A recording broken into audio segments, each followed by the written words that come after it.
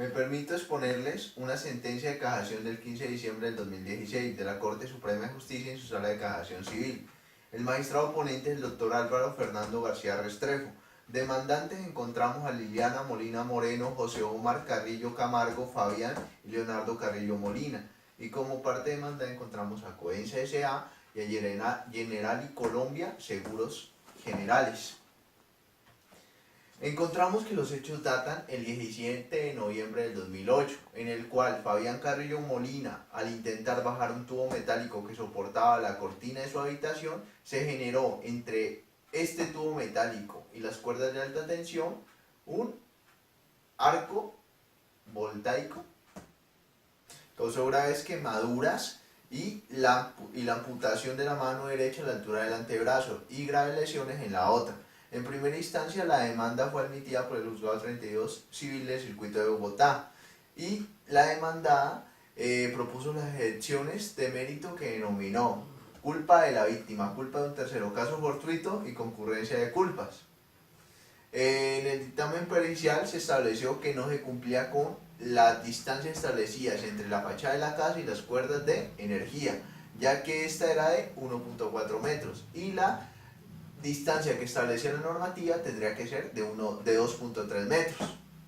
Por lo anterior mencionado, mediante sentencia del 11 de noviembre del 2011, una de las partes se estimaron las excepciones formuladas, tanto por la entidad demandada como por la llamada en garantía, y por otra se decidió entonces declarar civil y extracontractualmente responsable a Codensa por lesiones sufridas y adicionalmente imponer a favor de los actores el pago de la correspondiente indemnización a efecto de resarcir los perjuicios por ellos sufridos.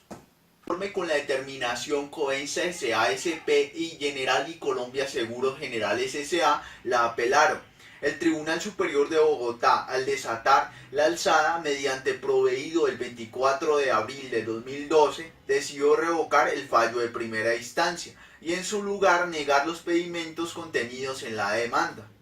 Para el juzgador no existe duda de que la descarga eléctrica recibida por Fabián Carrillo Molina el 17 de noviembre del 2008, generada desde un cable de conducción de energía perteneciente a Codensa, constituye una fuente exclusiva de daño causado, pero indicó que no existía probado el nexo causal entre el hecho y el daño, que existió una concurrencia de culpas por parte de la familia de Molina, ya que según el dictamen pericial, cuando se instalaron los cables, la casa solo tenía un piso y en ese momento sí se cumplía con la norma, y que luego de la construcción de los dos pisos superiores de la casa se redujo esa distancia, pero que ese hecho no era imputable a Codensa.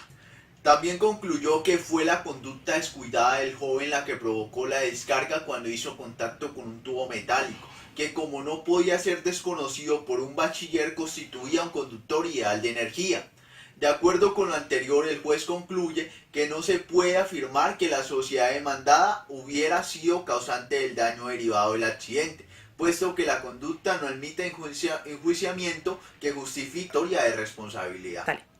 Demanda de casación. Con apoyo en la causal primera, que sirve en esa forma de impugnación extraordinaria, se acusó el fallo anterior al quebrantar indirectamente, entre otros, los artículos 1613, 1614, 2341 del Código Civil, los preceptos 174, 176, 177, 187, 237, 241, 258 y 264 del Código del Procedimiento Civil, la norma técnica LA 007 y la resolución del 6 de agosto del 2008, RETIE, por errores evidentes de hecho en la apreciación de la prueba, y el recurrente denunció la comisión de 3 hierros fáticos específicos así.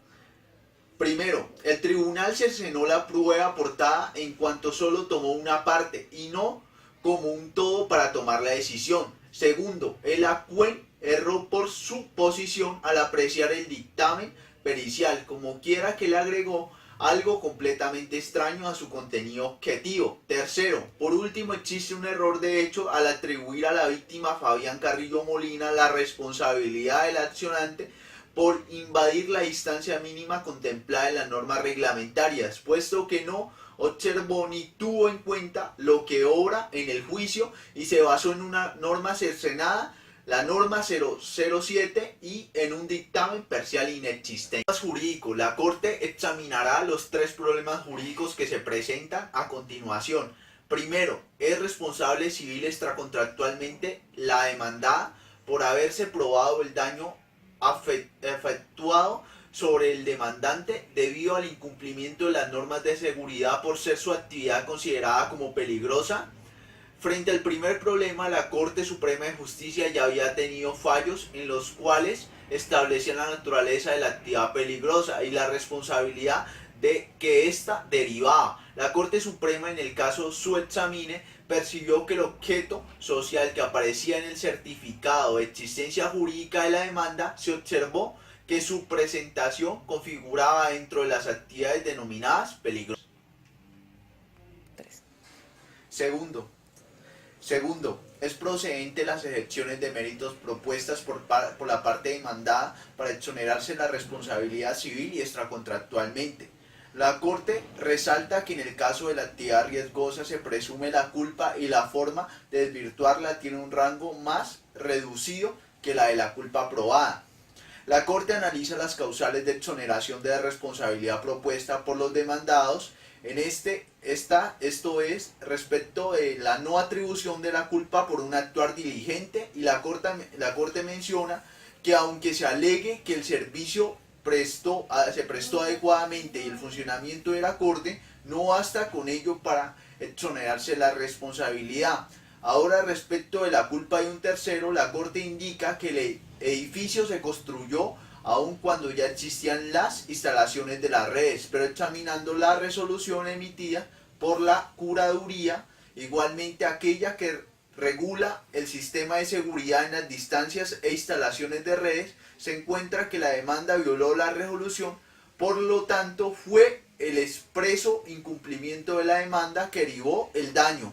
Finalmente, por la culpa exclusiva de la víctima, el actuar del joven no estuvo acorde a la prudencia, pero no se puede endilgar su responsabilidad porque examinó el peritaje y la distancia de la ventana de las redes de conducción, y el hecho que el joven se haya podido electrocutar puede haberse evitado si la empresa hubiera sido diligente y aplicado la resolución, y por esto no prosperó ninguna excepción que había presupuesto la parte demandada.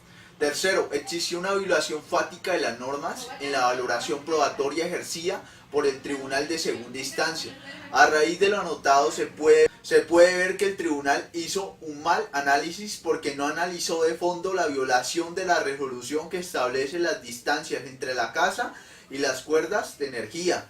Pese a que la construcción del inmueble fue posterior a las instalaciones de los cables, debido a la actividad riesgosa que ésta presenta, la estructura de imputación solo basta con mostrar que la actividad peligrosa, que existió un daño y un nexo de causalidad. Además que ésta genera una culpa presunta cuya forma de desvirtuarla es estableciendo una culpa exclusiva de la víctima. Por estos motivos, la Corte Suprema de Justicia en la Sala Civil casa la sentencia en la medida de la causal tácita para elevar el recurso extraordinario de casación. Fue demostrada, y tras su análisis se dio cuenta que el juez en primera instancia estaba de acuerdo en derecho. Primero, confirmar el fallo de primera instancia dictado en ese mismo asunto litigioso el 11 de noviembre del 2011 por el Juzgado 32 del Circuito de Bogotá, piloto de oralidad, con modificación y adición del punto tercero de su parte resolutiva, que quedará así: condenar a Coensa a pagar solidariamente con la garante a Fabián Carrillo Molina la suma de 63.937.812 pesos con 38 centavos por perjuicios materiales por lucro cesante, para lo cual se le concede el término de 10 días siguientes a la ejecutoriada del presente fallo. Parágrafo 1. El lucro cesante atrás referido actualizado en el 30 de julio del 2016 asciende a la suma de 104.685.265.11 centavos. Segundo, costas de la segunda instancia a cargo de las apelantes, pero solo en 80%. Como agencias en derecho se fija la suma de 8 millones sin costas en casación por la prosperidad del recurso.